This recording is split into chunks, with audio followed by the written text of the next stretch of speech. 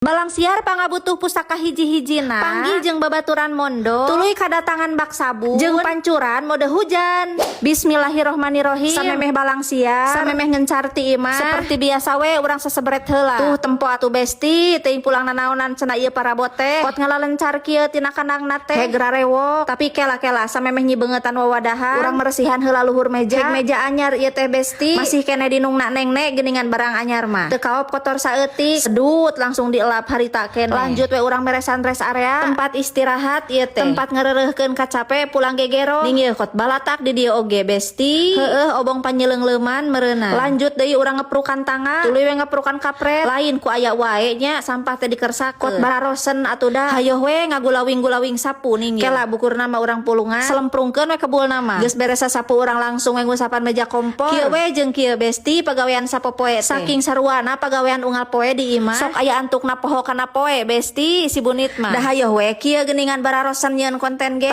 tah wadah nu rarewokna geus ngumpul sok caricing tring tuh beres we geus marani kabeh. Lanjut we ieu mah urang nyieun keur eusi beuteung boga sangu poe saeutik ieu teh besti arek dihaneutkeun kana panci kago goeng matak digorengkeun we ning ieu tuh aya panon orai hejo sapapan eta teh tuluy we gebruskeun sanguna sarerea heueuh kabeh maksud teh besti ulah poho tah di awuran bumbu kehidupan tuluy we make kecap manis dirimu ditambah ku hayam sesa suwir asak we tuluy we tangkodan bonteng gigirna geus we tong loba teuing bisi taeu hayu we ayeuna mah besti urang ngajajalan beuteung berjamaah sok sanajan saukur sangu goreng patut tapi ari di daharna ngariung siga kieu mah ngeunahna luar biasa. Singkat cerita beuteung geus seubeuh dina piring kari remehna lanjut we indit ka bapa ning ieu urang ngawawancara heula samemeh balang siar teh kela cenah dikunci tah tulakna geus muka hayu we urang asuh nyampak teh nuju beberes pipir bapak teh. Singkat cerita ngawawancarana geus beres hayu we langsung kita nyelebrung kulantaran ieu teh geus jam 10 besti geus kaberangan sugan moal disetrap si teteh tahu otomatis geus habis ning ieu urang langsung we kana bolu karesep bapa boluna geus beres urang langsung we kana minyak ning tah minyak geus asup tuluy we urang milihan endog ari pek teh teu disangka-sangka besti jol panggih jeung balad mondok cenah baheula ari si bunit mah nyeta geus kolot meureunna inget kana rupa tapi poho ngaran hampura besti. Lanjut we ning ieu meuli bako sieun kaburu poho. Singkat cerita balanyana geus beres langsung we ning tugas nepi deui di imah karek ogege geus jol deui anu nganteuran paket ning atuh golosor deui ieu si daun merah muda tah ieu paketna urang unboxing besti jeng